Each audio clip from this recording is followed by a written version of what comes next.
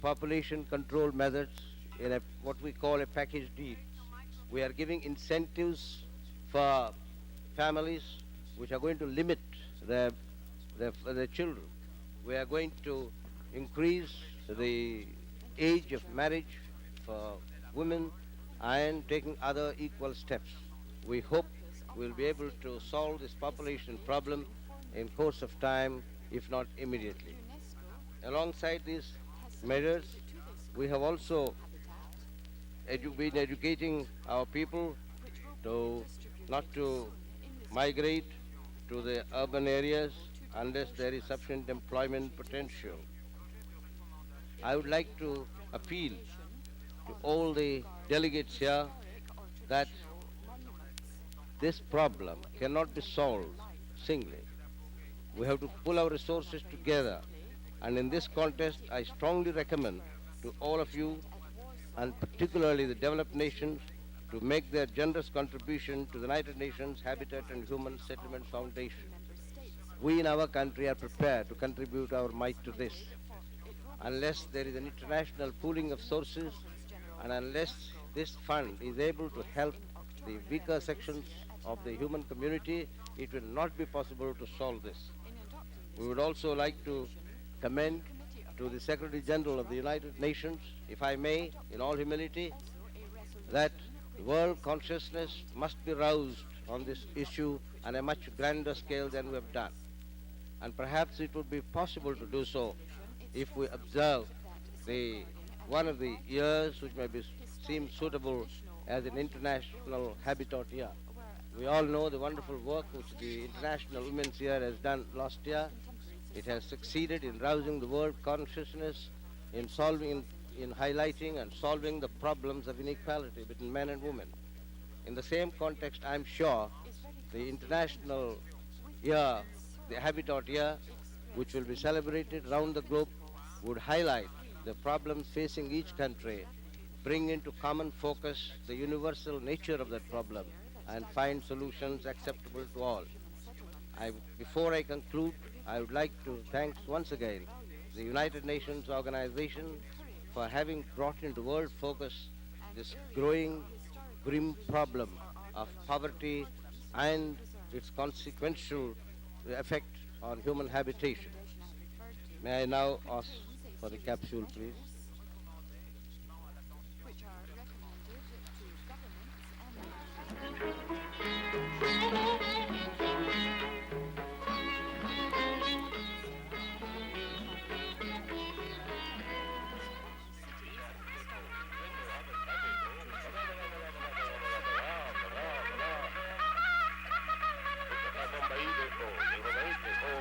In the kaleidoscope of a dream of the rural poor, destination city.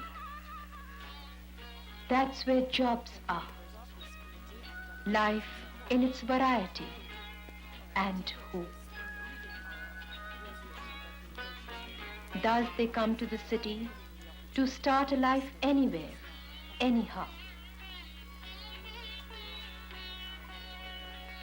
Today, 25% of the urban population in India lives in slum conditions.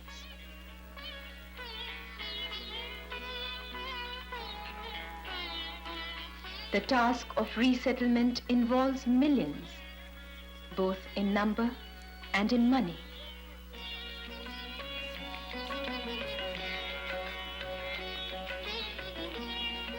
Various schemes of varying dimensions, from environmental improvement to total rehabilitation in new settlements, designed for a decent quality of life.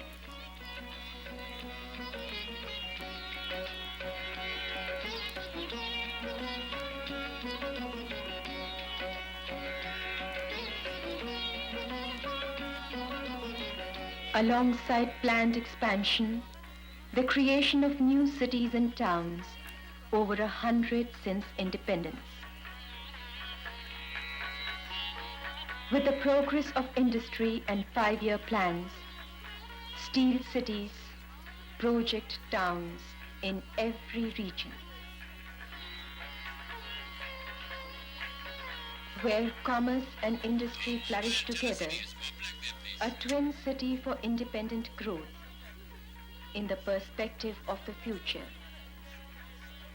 The stress not on opulence for a few, but an assured quality of life for all. A wide vista for development with adequate environmental gains.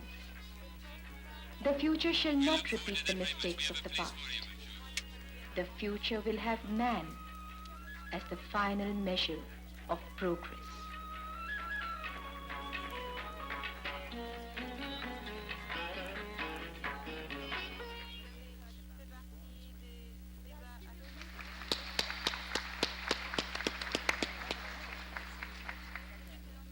I would thank the Minister of Works, Housing and Parliamentary Affairs for his creative contribution to the conference of UN. And the next speaker on my list of speakers is the Minister for Environment, Nature Conservation and Tourism of Zaire, Her Excellency Madame Lesediana Kiaba Lema. Please, I give her the floor.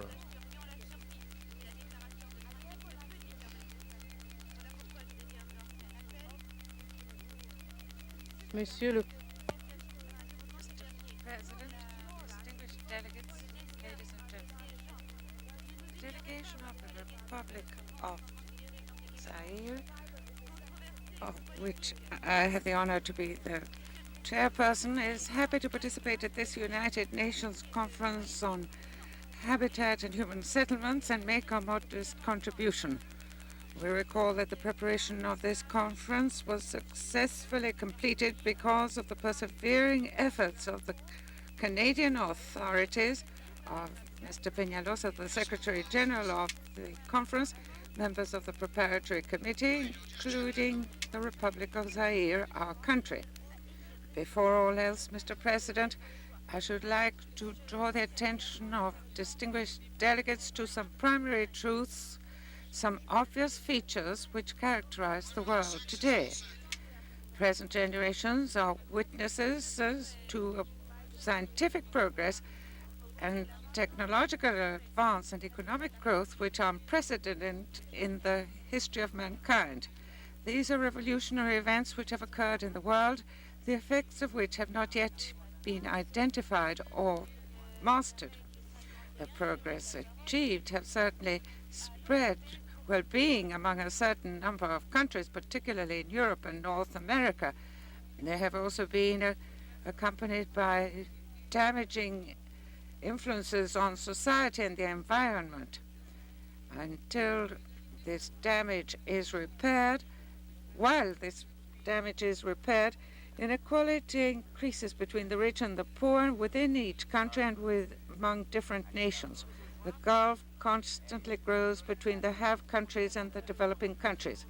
In this context, the United Nations Declaration for a New International Economic Order is of vital importance. This new international economic order can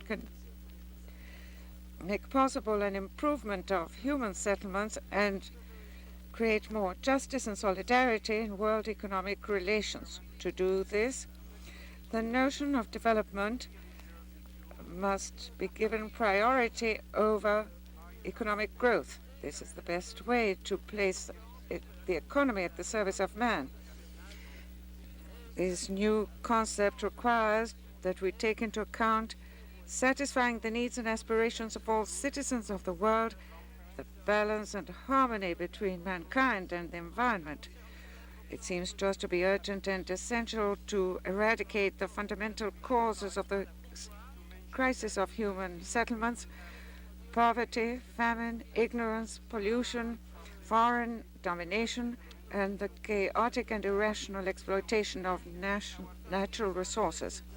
Mr. President, distinguished delegates, while it is true that every nation has the obligation to develop itself, it must have a guarantee that this development will not be carried out at the expense of others, because the resources of the world must be developed so as to benefit all mankind. Their exploitation should supply the potential of resources which will make it possible to improve human settlements and provide a better quality of life for each. The raw material exporting countries wish to receive stable and sufficiently remunerative prices for their products, because it is by means of this trade that they can find the resources necessary to attain the objectives they have set for themselves in regard to human settlements. In the present situation of the constant deterioration of the terms of trade and the chronic decline in the prices of raw materials, the means of action of our countries remain very modest on the financial level.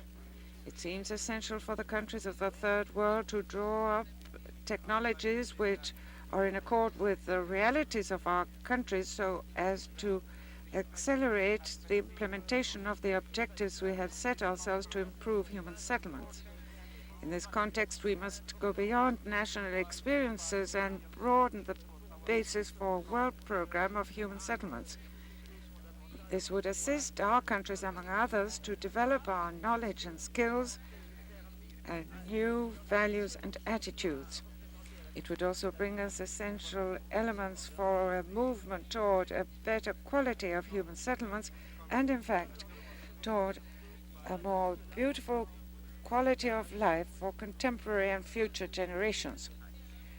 The Vancouver Conference is being held at a time which is crucial for the crisis of human settlements and is aggravated by a genuine population explosion.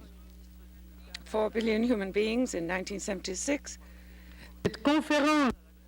and by the need for housing. This conference gives us an opportunity to jointly examine the crucial problems in regard to human settlements. The spirit of understanding, compromise, and solidarity is essential in seeking concerted solutions for all these problems. It was in Stockholm in 1972 that delegations expressed the will to deal rationally and collectively with human settlements within the framework of the protection and improvement of the quality of human life and the environment. The historical meeting in Vancouver is a unique opportunity to take up the problems which present themselves globally, worldwide, and realistically. Indeed, the careful preparation of our work, the number and diversity of the specialists participating at our conference warrants the hope that every aspect of human settlements will be considered and appropriate solutions will be proposed. All countries can thus have a considerable sum of knowledge and experience on the subject. Our countries can then refer to this and benefit from it in solving the housing crisis. The United Nations Conference on Habitat is one of the largest post-war worldwide gatherings. All nations are represented here. All the life forces of the world are taking part and give this conference a character that is typical of private associations of scientists, experts, young people, professionals, and more particularly those who are responsible for taking decisions. It is a worldwide experiment which should reflect every continent, every region, all the major civilizations and cultures, and every level of development. Among the countries participating at this conference, the developing countries have been most afflicted by the habitat crisis. Their delegations must do everything in their power to benefit as much as they can from the holding of this conference in Vancouver. May I mention some of the aspects of the policy of Zaire in regard to habitat? Our republic, covering 2,435,000 square kilometers with 25 million inhabitants, is one of the largest and most populated countries of Africa. We have approximately 50 cities. Further, approximately 70% of the population live in rural areas and depend essentially on agriculture. Nevertheless, it is fitting to point out that since my country acceded to independence, the population in the urban centers has had a spectacular growth. In some cases, the increase has been sixfold because of rural exodus. The result is a massive concentration of the population, bringing about a massive insufficiency of public equipment, the deterioration of habitat, transportation problems, insufficiency of employment, difficulties of supply, and so forth. The most striking example is that of the city of Kinshasa, our capital, where between 1960 and 1970, the population density rose from 150 to 300 persons per hectare. Thus, the population increased to 2 million.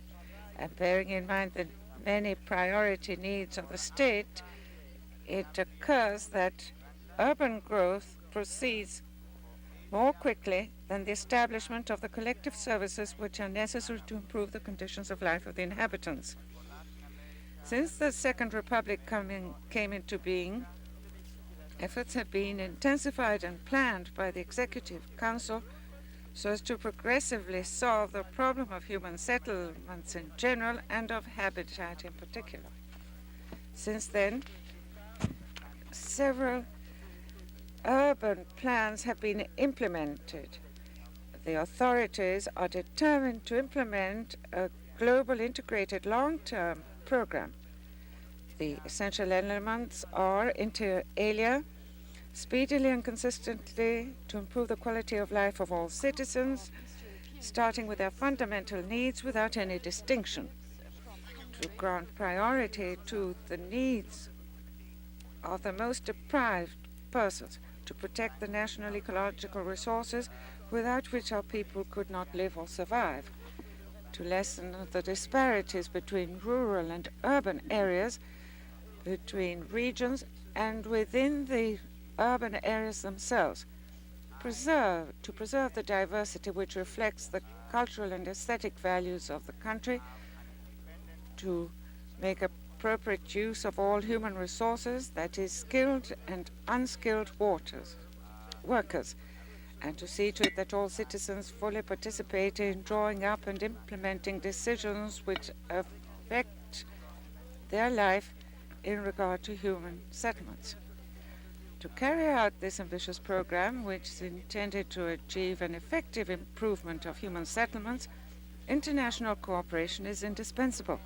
In fact, the developing countries do not yet have sufficient financial and technological resources so as to satisfy their needs in the primary field of human settlements. A substantial contribution from the have countries, therefore, is necessary to complete national action and efforts by the under-equipped countries. Mr. President, distinguished delegates, in every major undertaking, follow-up action is very useful. It is along these lines that the delegation of Zaire wonders what it is intended to do after the Vancouver conference, and in which conference we can continue to promote human settlement programs. Everybody knows that human settlements are an integral part of the environment, and that there are already some United Nations bodies which deal with problems linked to human settlements.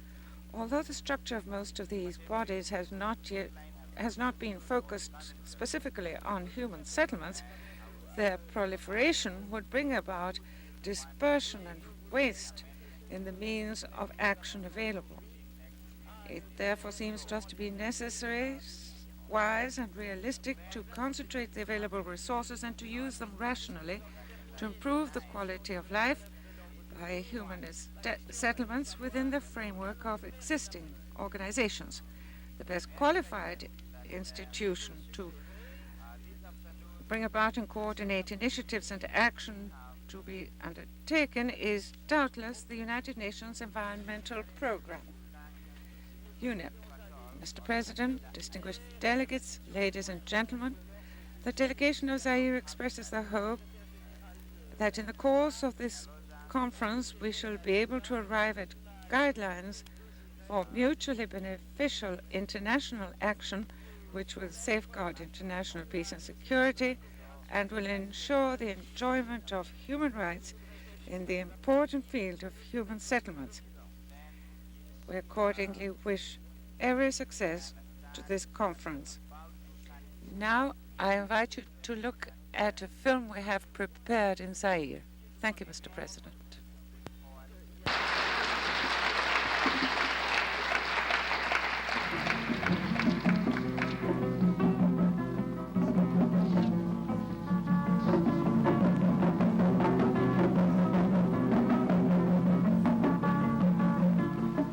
Trois cas bien distincts de 3/4 of the inhabitants of human settlements will be illustrated here in this Zairean capsule in order to show that the explosion of population has had effects in Kinshasa, in Maluku, and in Kuilongo.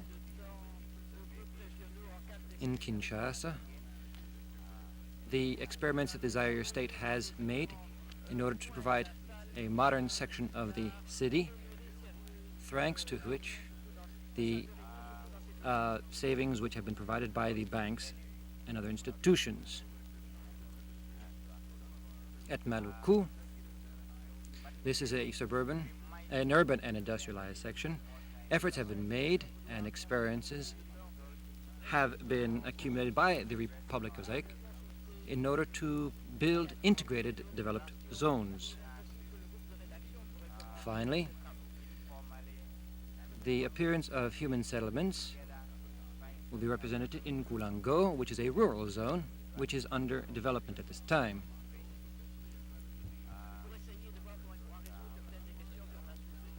The Zaire state has decided to solve the habitat crisis and human settlements crisis.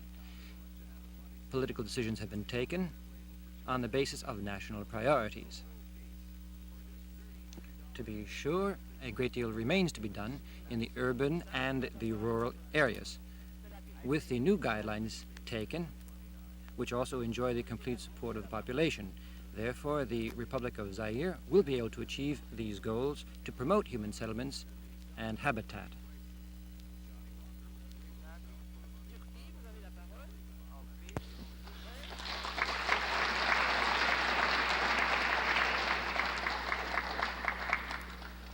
Madam Minister for the Environment, Nature Conservation and Tourism of Zaire, and I would request all the honorable delegates who come to speak here to kindly make it sure that they, if they have to present a capsule to this meeting, it should not take more than 15 minutes as decided along with their speech.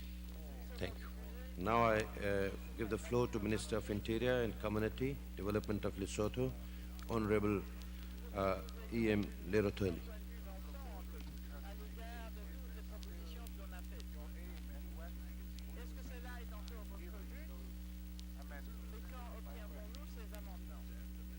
Mr. Vice President,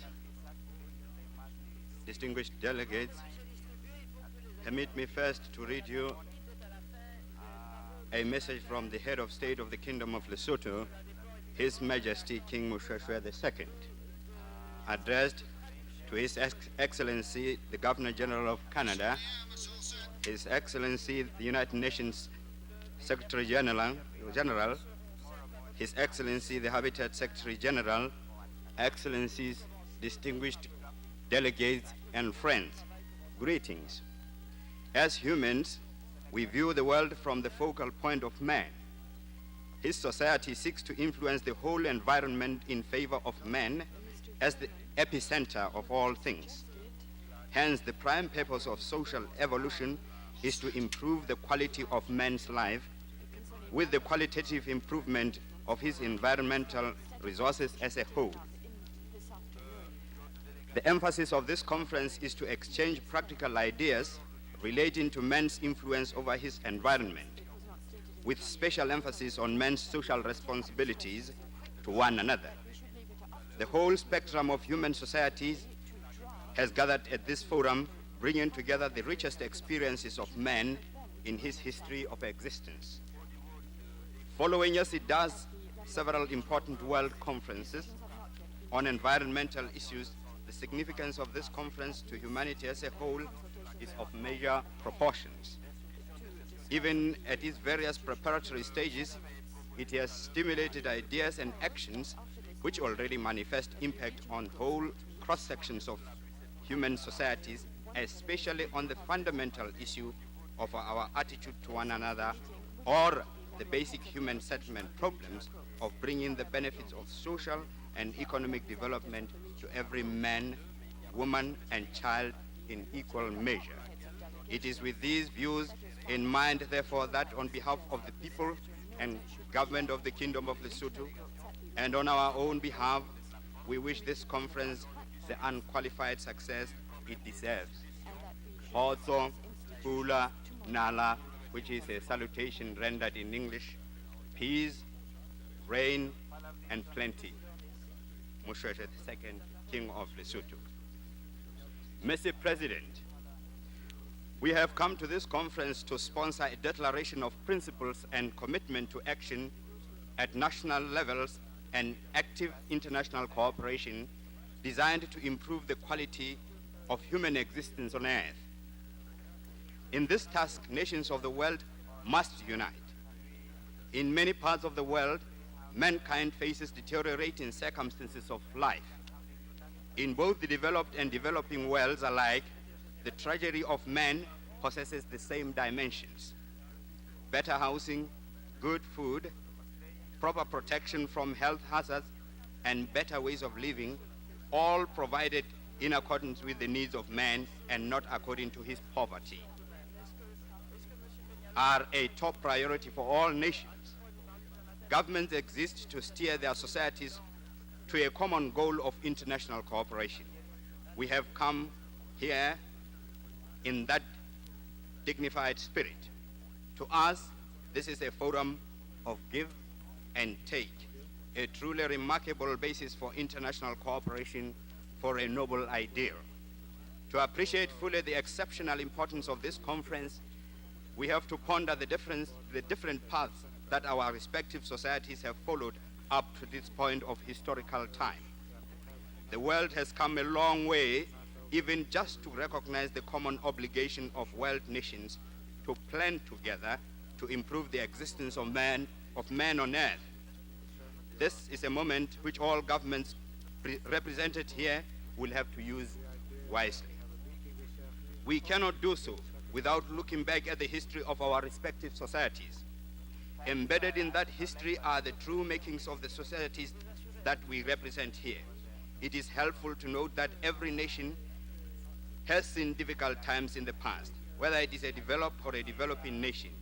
Such difficulties as our nations have experienced form the basis of our attitude and determine our reaction to world issues. In fact, we owe the particular social structures of our nations today to the particular experiences our people have had in the past. Whether we are poor or rich depends largely on the previous experiences of our nations. This is what determines the grouping of nations today into the haves and the have-nots. It is the basis for our attitude whether to accept or reject ideas. It is the yardstick of our value judgments. As regards my own country, the world will appreciate that settlement in a country with a predominantly rural population, with an economy of a fragile primary sector, threatened by subordination to a developed economy of the surrounding state, is more than just the physical fabric of housing and supporting services. It is a permanent struggle of resistance against overwhelming forces which seek to tear apart the inner essence of a people and reduce a whole nation to levels of subservience to the more developed market economy of the neighboring state.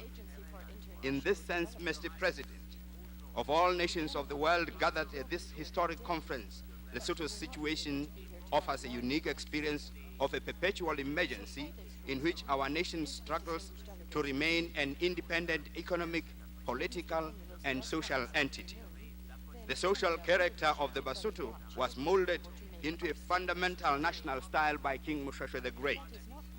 The cohesive factors of that society have been subjected to severe strains and stresses of modernity, which is sweeping across the whole face of the developing world with devastating effects on our social, political, and economic systems.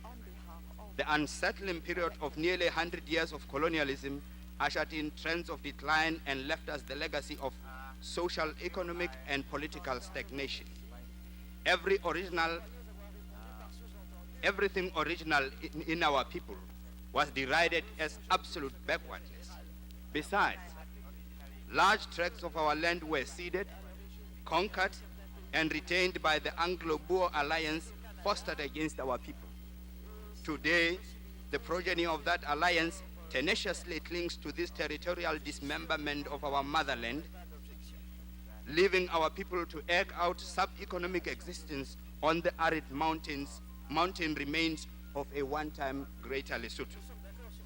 This situation bequeathed to us the unenviable legacy of migratory labor to the mines and factories of our immediate neighbor, where the bulk of our able-bodied men and women form the core, the cream, indeed, the very pivot of the Anglo-American Boer axis of the mining industry and production economy of that country under ruthless exploitation.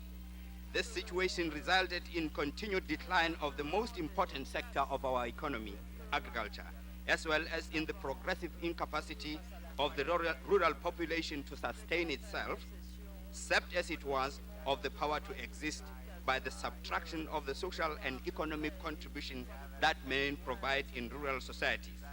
It was a heritage of stagnation and poverty in our rural communities. The colonial regime left our nation without an economy of its own, without the means to a better human life in our own country.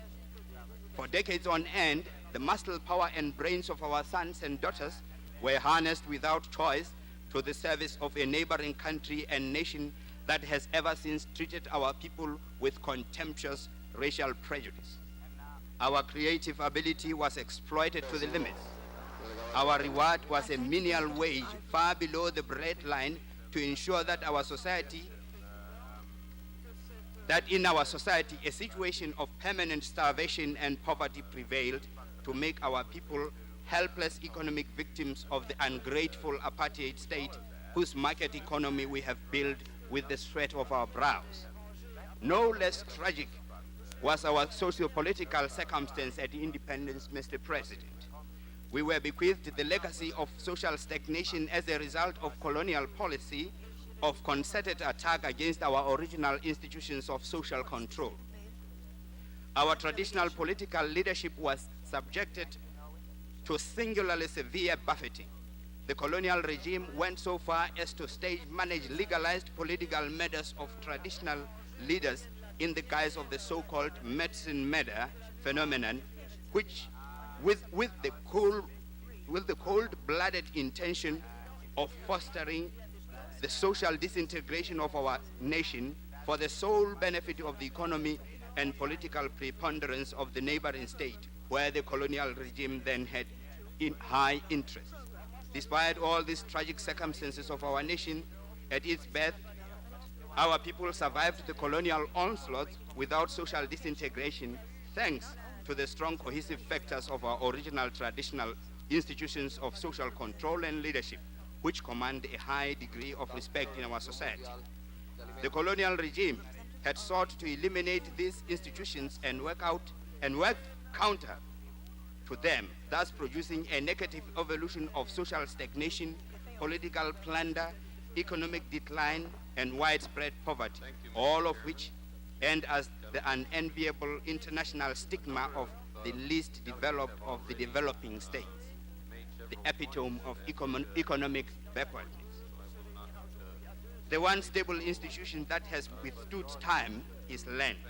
Land, the fountainhead of the resources of any state, is in our country a common asset in the truest sense. It belongs to the whole nation and is held in trust by His Majesty the King. All citizens are afforded a free birthright to use and control its distribution without the right of ownership. Even foreign concerns are permitted only the use of that land, but not the right of ownership. As a result, There was never any alienation of land to a minority group of either foreign or indigenous origin. This has had a leveling of effect throughout our social stratum, thus eliminating social classes of any economic or political consequence. Our people share everything in equal measure, including poverty. They share a common destiny in everything, including social, political, and economic destiny. Faced with this crisis of rural stagnation, the nation and its government has had to turn onto its own womb, the women labor force, in order to fill the gap of male power shortage in tackling urgent programs of rural reconstruction and development. This is illustrated in a nationwide network of activities of village water supply projects, which have now brought clean water to 17% of the rural population. Let us see this total national commitment of men and women to the construction of a common ideal in the film capsuled here. The capsule, please.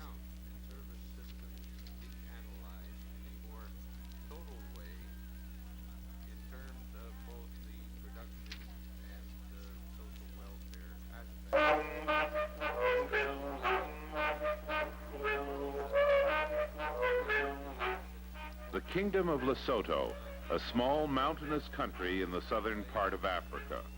Water is a problem here. In some areas, there are torrential rains that cause erosion of the soil. In other areas, there are periodic dry spells and droughts.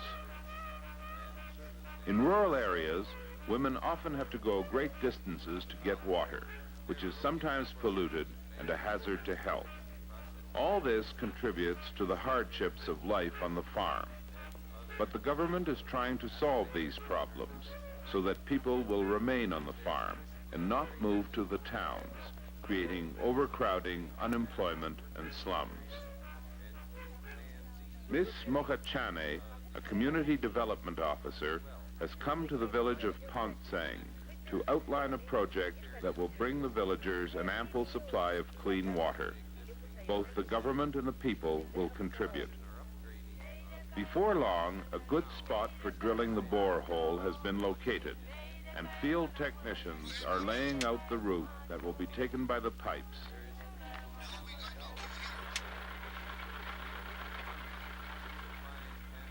Water is discovered at a depth of about 450 feet. The skilled labor and equipment for the project is supplied by the government, while the villagers provide some of the money and all the manual labor in tasks like digging trenches for the pipes. The government's contribution is worth about $22,000, while that of the villagers, including the value of their labor, is about $8,000. A windmill is put up to pump the water to the storage tank. From here, it will flow through distribution lines to points in the village. Now there will be an abundance of water at everyone's doorstep. The project has demonstrated to the villagers how effective self-help programs can be with careful planning and government help.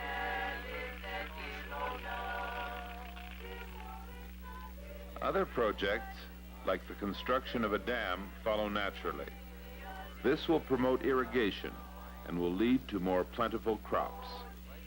In Lesotho, increasing the water supply is solving a rural problem. But by doing this, the government is taking far-reaching steps to prevent the growth of urban problems, which often come when unhappy people migrate from the country to the cities. Mr. President, we pay tribute to the brains of men that ever conceived the ideas of a United Nations intervention in this vital aspect of human society by organizing this conference. The importance of this act lies in the collective action of nations after Vancouver. It is the edifice of men's faith in men to safeguard men's existence on earth. Let us unite for the future of mankind. Thank you, Mr. President.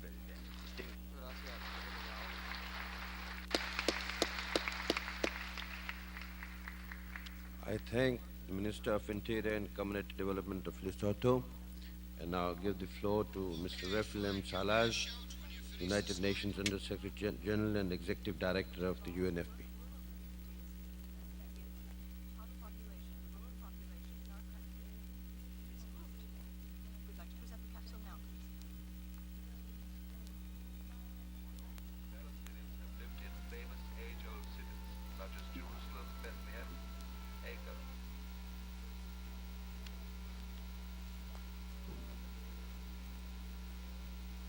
Mr. President, and distinguished delegates,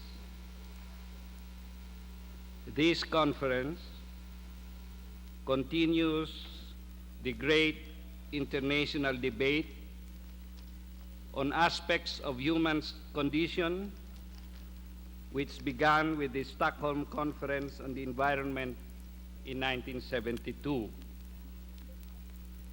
But it is unique in its organization and structure, and in its proclaimed intention of being action-oriented. I am indeed honored to be invited to make a contribution to the conference on behalf of the United Nations Fund for Population Activities. From the great migrations of whole peoples across Asia and Europe to the massive influx of immigrants to this very continent, human history up to this point has been one of movement. Gradually, the nature of the movement has changed. The great migrations are past, and nomads and seasonal immigrants are becoming fewer. In our own age, movement has been from poorer parts of the world to the richer, and from country to city. The great ebb and flow of populations across continents has become a magnetic field polarized on the great cities. It is a paradox that as man has become more mobile, his settlements have become more concentrated. Examining the paradox, its true nature becomes clear. Improved transport and communication have reduced the need for personal contact in order to carry on the business of living and made feasible greater distances between people. So we see, at the same time that conurbations are bigger than ever before, there is a tendency to live and work away from the center, and an enormously increased mobility between centers. But the inexorable movement from rural to urban goes on, so that by the end of this century, man will be predominantly an urban animal, no longer dependent directly on the land for his living, nor yet on the great metropolis. We might indeed call him an interurban man. All this implies, in the course of a few generations, a phase shift in human perception of the world. Our literature, art, and music, whole systems of culture and values derive from this basic connection with the land, which provides our food and shelter. The culture and values of the interurban man will have to cope with still essential but indirect connection with the earth, which give him being, and with groups of people, sometimes in large numbers, with whom his connection is similarly indirect. These problems, of course, are not new to industrial cities, but they show few signs of resolution, perhaps because the essential change in the perception is not yet complete. There is a tendency still to think of the city dweller as an aberration, even among city dwellers themselves, and an unconscious refusal to learn to handle the realities of interurban life. The facts, however, must be faced. People will not return to the land in any significant numbers unless taken by force. And the tendency to congregate will in all probability continue. There are good reasons for this. Cities and towns are vital sources of energy, of ideas, technologies, and artifacts. They offer a breadth and depth of experience which is not available anywhere else. They are the powerhouse of our civilization. A new perception of cities and towns, therefore, requires a complementary change in our view of the rural areas. Rural people are neither hopelessly backward peasants, as some impatient developmentalists have seemed to imply, nor are they repositories of all that is valuable in our collective life, as some romantics have claimed. The land on which they live and work is the essence of human survival, and the environment in which they live is a precious heritage which once destroyed can never be replaced. The vitality of the rural areas, no less than that of the city, is part of the balance that we must seek. The shift in perception which is now taking place and of which this conference is a sign, implies first that in future urban life there will be a norm, and second, that the life force of the country or region is less likely to be a single great city than a series of urban centers. This shift is marked by a change in approach to the problems of urbanization and industrialization.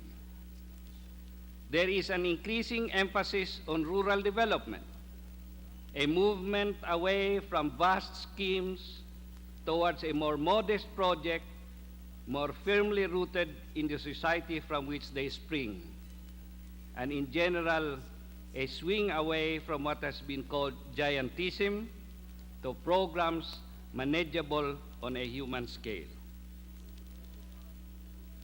In the area in which the population fund is concerned, this certainly is the case.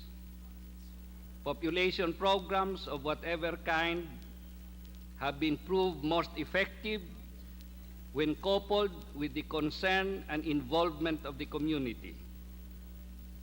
Our experience has been duplicated in agricultural development, in healthcare, and in human settlements. Management of this kind of development requires a special expertise. It requires the creation of an administration which is flexible and sensitive enough to respond to local and individual needs while executing the purposes of a broader plan. It requires, above all, the willingness from the political leadership to the lowest administrative level to go through the long, slow, and sometimes painful processes of gaining and implementing consent. Given that this is the way in which the theory and practice of development is moving, how does international assistance to the process fit in? The same qualities of responsiveness and flexibility must be shown in aid agencies as in national bureaucracies, in respect for the wishes and the needs of governments as for those of local communities.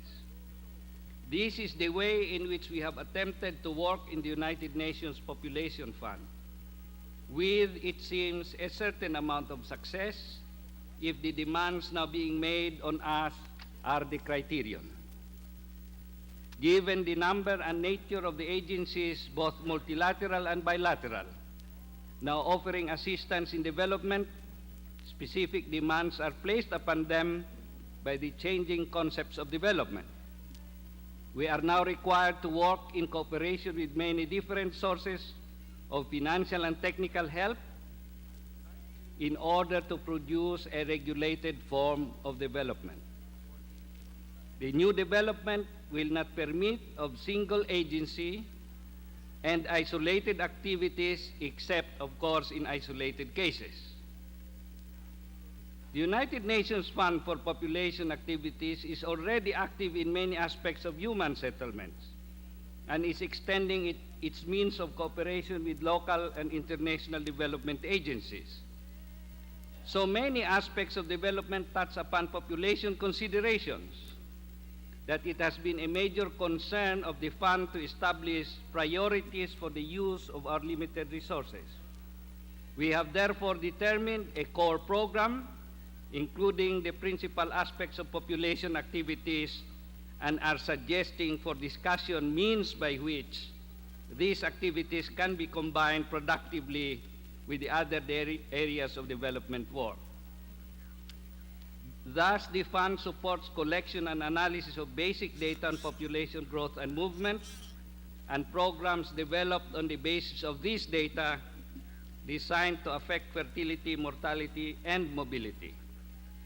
But these areas are so vast that we must further refine our priorities so that in a community-based health scheme, for example, the fund may support that part directly concerned with fertility, or in an urban renewal project, the establishment of services for registration of vital statistics. Establishing priorities does not mean, however, limiting the scope. The fund is concerned, as we always have been, with the totality of development, believing that only in this way can the purposes of population programs be indeed fulfilled. I should like to recommend that in discussing actions upon the creation and development of human settlements, governments should consider population policy as a basis upon which many decisions may be built, and that they bear in mind that development decisions are taken in the end not by governments or international institutions, but by millions of individual men and women. They are both the reason for which development decisions are taken and the resources by which they are made a reality. Thank you.